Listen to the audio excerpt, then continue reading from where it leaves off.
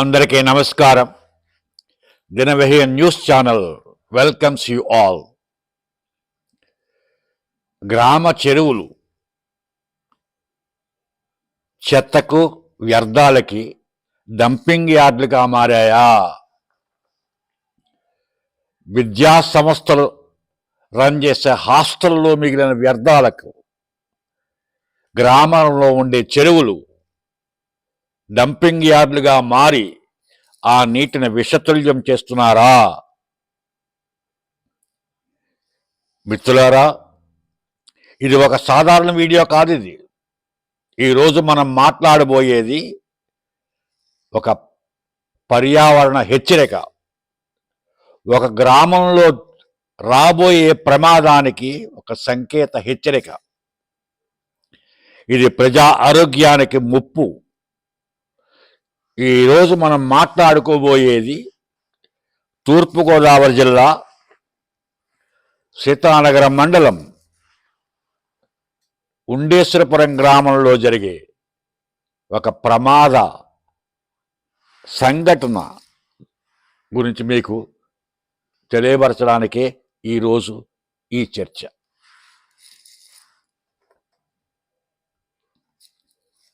Rajahmundry rural మండలం కాతేరు గ్రామంలో అతిపెద్ద విద్యా సంస్థ వేల బాలురకు బాలికలకు హాస్టల్ నడుపుతూ అందులో మిగిలిపోయే ఆహార పదార్థాలు మిగిలిపోయే రైస్ వ్యర్థం కానివ్వండి, లేదా కూరల వ్యర్థాలు కానివ్వండి, సాంబారు కానీ రసం కానీ ఏ వ్యర్థాలనే కానివ్వండి, తినే పదార్థాల వ్యర్థాలు కానివ్వండి, ఏ వ్యర్థాలనే కానివ్వండి, అలాగే పిల్లలు తిన్న తర్వాత మిగిలిపోయే వ్యర్థాలు, వీటన్నిటినీ గ్రామంలో చుట్టుపక్కల గ్రామాలలో చేపలు పెంచే పాటదారులకు లక్షల రూపాయలు, సంవత్సరానికి లక్షల రూపాయలకి ఆ వ్యర్థాలని అమ్మి సొమ్ము చేసుకుంటున్నారు ఆ విద్యా సంస్థలు. కానీ జరగబోయే ప్రమాదాన్ని వాళ్ళు ఆలోచించట్లేదు, లెక్క చేయట్లేదు. ఇటు చేపలు పట్టి వాళ్ళు కూడా తక్కువ ఖర్చుతో మనకి చేపలు ఎక్కువ వస్తాయి అన్న ఆలోచన తప్పితే ఆ గ్రామ ప్రజల యొక్క ఆరోగ్యాన్ని కానీ పర్యావరణ ప్రమాదాన్ని కానీ వాళ్ళు పట్టించుకోవట్లేదు. చదువుకున్న విద్యా సంస్థలు, చదువు చెప్పే విద్యా సంస్థలు పట్టించుకోవట్లేదు. చదువు తక్కువగా ఉండి చేపలు పట్టి వ్యాపారం చేసుకునే వాళ్ళు పట్టించుకోవట్లేదు. మరి అధికారులు పట్టించుకుంటున్నారా? తెలుసుండి కూడా వాళ్ళు పట్టించుకోవట్లేదు. మరి ఏం చేయాలి? ప్రజలు, గ్రామస్తులు ఏం చేయాలి? మిగిలిపోయిన హాస్టల్ రన్ చేస్తూ వేల కొలది పిల్లలు హాస్టల్స్లో ఆ మిగిలిపోయిన వ్యర్థాల మీద కూడా లక్షల రూపాయలు సంపాదిస్తున్నారు ఆ విద్యా సంస్థలు. మరి ఆ విద్యా సంస్థలకు తెలియదా ఈ చేపలు పట్టేవాళ్ళు ఈ వ్యర్థాలను ఏం చేస్తున్నారో?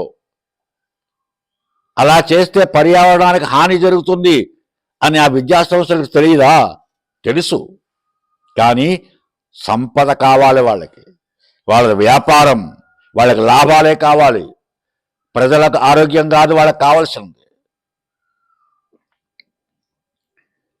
చేపలు పెంచడానికి ఈ వ్యర్థాలను ఉపయోగిస్తూ గ్రామంలోని చెరువులో నీరు విషతుల్యం చేస్తున్నారు. అది సమంజసమా? గ్రామ పర్యావరణానికి నాశనం చేయడం సమంజసమా? గ్రామస్తుల చెరువులోని నీటిని విషతుల్యం చేయడం సమంజసమా?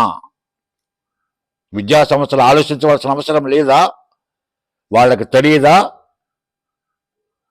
ఈ చేపలు పెంచే రైతులకు చెప్పవలసిన అవసరం లేదా? వాళ్ళకి లేదు. ఎంచేదంటే వాళ్ళకి సంపద కావాలి, మనీ కావాలి, లాభం కావాలి. ఆ వ్యర్థాలకి గ్రామ జలవనరుల్ని ఒక డంపింగ్ యార్డ్గా మార్చారు అని స్థానిక ప్రజలు ఆరోపణ చేస్తున్నారు. ఆ ఆరోపణలో కూడా నిజం ఉంది. ఆరోపణలు అబద్ధమైన ఆరోపణలు కాదు, నిజమే, యథార్థాలే అవి. కానీ ఇది చాలా భయంకరమైన విషయం. చెరువులో నీటి పై భాగాన్ని ఒక ఆయిల్ చెట్టు కింద, ఆయిల్ లేయర్ కింద ఏర్పడింది. అలా మనం ఆ వాటర్ని కూడా టచ్ చేస్తే ఒక ఆయిల్ని పట్టుకున్నామనే ఫీలింగ్ మనకు వస్తుంది. అటువంటి చెట్టు ఏర్పడింది అప్పర్ లేయర్, ఆ సర్ఫేస్ మీద.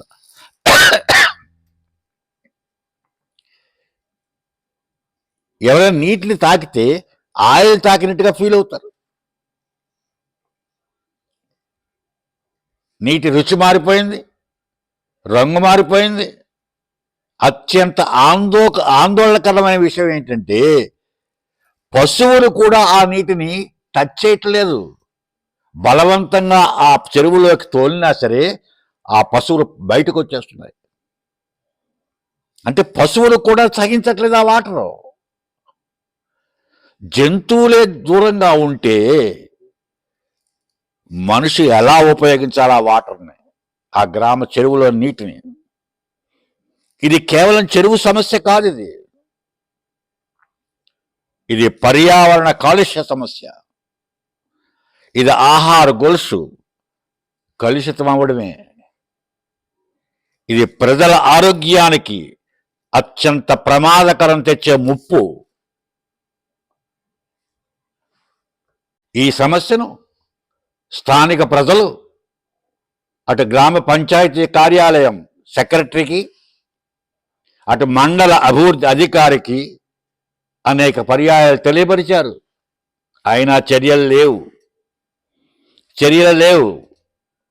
వీటి మీద కలెక్టర్ కార్యాలయానికి కూడా మేము ఉత్తరాలు రాశాం, అయినా చర్యలు లేవు. ఇప్పటి వరకు ఎటువంటి చర్యలు తీసుకోలేదు వాటి మీద. వేల మందికి ఆహారం వండి ఆ హాస్టల్ రన్ చేసే విద్యా సంస్థలు పర్యావరణానికి ముప్పు కలగకుండా ఆ వ్యర్థాలని చేయాలి కదా. అలాగా ఆ వ్యర్థాలని పర్యావరణానికి హాని కలగకుండా చేయవలసిన, శుభ్రపరచవలసిన విషయం మరిచిపోయి లాభాపేక్ష ముందు పెట్టుకుని ఆ వ్యర్థాలను తీసుకొచ్చి చెరువుల్లో, గ్రామస్తుల యొక్క చెరువుల్లో కలిపి పర్యావరణానికి హాని కలిగించే వాళ్ళపై, ఆ విద్యా సంస్థలపై చర్యలు తీసుకోవాలా అక్కర్లేదా? వాళ్ళకు ఒక పాఠం చెప్పవలసిన అవసరం ఉందా లేదా? ఇప్పటికే రాజమహేంద్రవరంలో కల్తీ పాలు తాగి, ఇప్పుడే విన్నాను, వార్తల్లో చూశాను నేను, ఈరోజు ఇంకో 2 చనిపోయారట. అంటే మొత్తం ఈ రోజుకి 15 మంది చనిపోయారు కల్తీ పాలు తాగిన వల్ల. అటువంటి సంఘటన మా గ్రామంలో కూడా జరుగుతుందేమో అని భయంగా ఉంది, చాలా ఆందోళనగా ఉంది. ఈ విషయం అధికారులకు చెప్పాం చాలాసార్లు, కానీ ఎవరూ చర్యలు తీసుకోలేదు. అటువంటి రాజమహేంద్రలో జరిగిన కల్తీ పాల పరిస్థితి మా గ్రామానికి తీసుకురాకండి దయచేసి మిమ్మల్ని ఎక్కువ ప్రార్థిస్తున్నాను. కల్తీ అనేది చిన్నది కాదు, చిన్న సమస్య కాదు, అది చాలా పెద్ద సమస్య. ఇవి ప్రాణాలు తీసే ప్రమాదాలను సృష్టిస్తాయి కల్తీ. చెరువుల విషయంలో అలా జరగకూడదు. చెరువుల్లో పెరిగే చేపలు, ఈ వ్యర్థాలు తిని పెరిగే చేపలు ఎక్కడికి వెళ్తాయి? అవన్నీ వీళ్ళు పట్టి మార్కెట్లో వదులుతారు. ఆ మార్కెట్లో మళ్ళీ ఎవరు తింటారు? ప్రజలు కొంటారు, మళ్ళీ ఆ ప్రజలే తింటారు ఆ చేపలను. అంటే విషతుల్యమైన నీటిలో పెరిగిన చేపలను తిని ప్రజల యొక్క ఆరోగ్యం ఎలా ఉంటుంది ఆలోచించండి. ఎంత ఆరోగ్యంగా ఉంటారో ఆ ప్రజలు. కాలుష్యమైన నీటిలో పెరిగిన చేపలు ఆరోగ్యంగా ఉంటాయా అవి? అటువంటి చేపలు తిని ప్రజలు ఆరోగ్యంగా ఉంటారా? ఆలోచించండి. ఈ ప్రశ్నకు సమాధానం ఎవరు చెప్పాలి? అధికారులే చెప్పాలి. అందుకే ఈ నేపథ్యంలో మేము కలెక్టర్ గారికి విన్నవించుకుంటున్నాం, ప్రార్థిస్తున్నాం. ఈ ఈ సంఘటనపై, ఈ అంశంపై వెంటనే చర్యలు తీసుకోవాలి. మీరు ప్రమాదం ముంచుకొచ్చి రాకముందే చర్యలు తీసుకోవాలి. స్థల పరిశీలన చేయాలి, నీటి టెస్టులు కండక్ట్ చేయాలి. ఆ వ్యర్థాలను కలిపి వాళ్ళ మీద, ఆ వ్యర్థాలను సప్లై చేసే వాళ్ళ మీద చర్యలు తీసుకోవాలి. కఠినాతి కఠినమైన చర్యలు తీసుకోవాలి. మా గ్రామ చెరువులు వ్యర్థాల కేంద్రాలు కాదవి. అలా మార్చడానికి ఎవరికి హక్కు లేదు. మరల ఈ వీడియో ద్వారా అధికారులను కోరుతున్నాం, మరొకసారి ఈ విషయాన్ని అత్యంత అవసరమైన విషయంగా తీసుకుని విచారణ జరిపించాలి.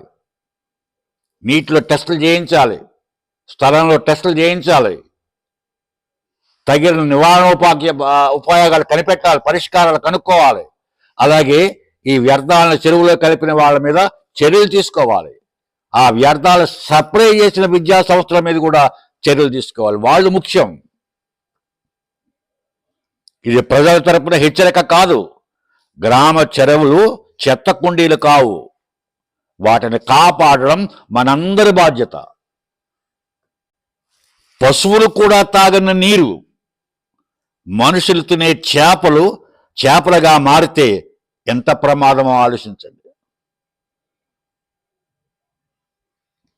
పశువులు కూడా తాగట్లేదా నీరు? అటువంటి నీటిలో చేపలుగా మారితే ఆ నీరు ఎంత ప్రమాదం ఆ చేపలు తిన్న ప్రజలకి. చెరువు నీటిని తాకితే చేతికి నూనె అంటుకున్నట్లుగా ఫీల్ అవుతున్నాం అని గ్రామస్తులు చెప్తున్నారు. ఏటా లక్షల రూపాయల ఒప్పందంతో ఆ విద్యా సంస్థలు ఆస్తులు నడుపుతూ ఆ వ్యర్థాలను అమ్ముతున్నారు. లక్షల రూపాయలకి లాభాలు గడిస్తున్నారు. వ్యర్థాల మీద లక్షల రూపాయలు గడిస్తున్నారు ఆ విద్యా సంస్థ. మిత్రులారా, గ్రామ చెరువులు చెత్త పారేసే ప్రదేశాలు కాదవి. అందుకు ఉపయోగించడానికి కాదు గ్రామ చెరువులు అన్నది. అవి ప్రకృతి సంపద, గ్రామం యొక్క జీవన ఆధారం. ఈ విషయంపై సంబంధిత అధికారులు వెంటనే స్పందించి నిజాన్ని వెలికి తీయాలి. తప్పు చేసిన వారిని శిక్షించాలి. అలాగే పర్యావరణ సంస్థకు కూడా మేము తెలియపరుస్తున్నాం, వీటి మీద వెంటనే చర్యలు తీసుకోవాలని చెప్పి.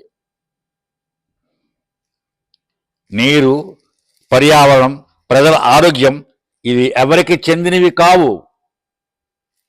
ఇవి ప్రజల యొక్క హక్కులు. దినవహి న్యూస్ ఈ సంఘటన, ఈ పరిణామం మీ ముందుకు తీసుకొస్తోంది. ఇది ప్రజల గళం. దినవహి న్యూస్ ఛానల్ అన్నది ప్రజల గళం. ఇటువంటి సమస్యలు, ఇటువంటి అత్యంత ప్రమాదకరమైన అంశాలు ముందు రాబోయే రోజుల్లో ఇంకా అనేకం మా దినవహి న్యూస్ ఛానల్ తీసుకొస్తుంది, ప్రజలకి తెలియపరుస్తున్నాం. అలాగే ఆఖరిన ఒక ప్రశ్న, తమ హాస్టల్స్లో వదిలేసిన వ్యర్థాలని ఆ విద్యా సంస్థలు అమ్ముకోవడం, లక్షల రూపాయలకి అమ్ముకోవడం సమంజసమా?